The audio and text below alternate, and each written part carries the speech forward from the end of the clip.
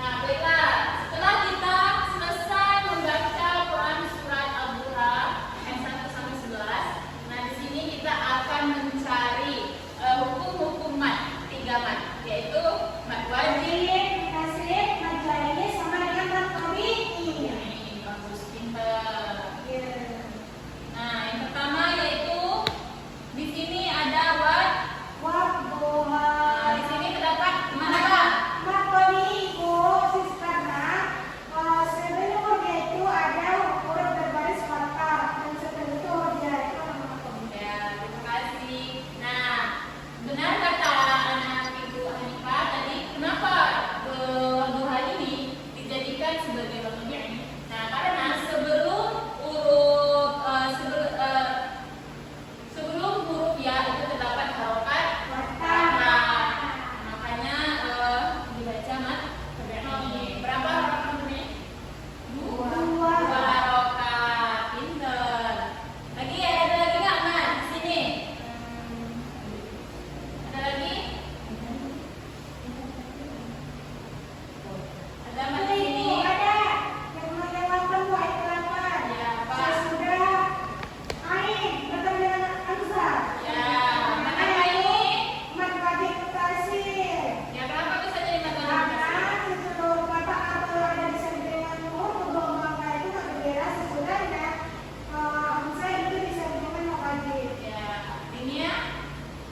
Bagaimana ulangi kembali?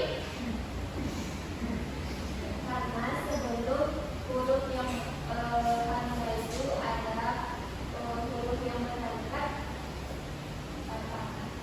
Ya, karena di sini ya karena huruf mat kan panjang.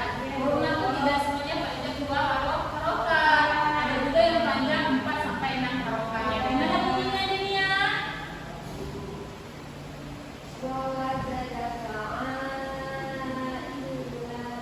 Nah, udah di atas ini ya. Wa wajadaka 'ailan fa aghna. Nah, ayo.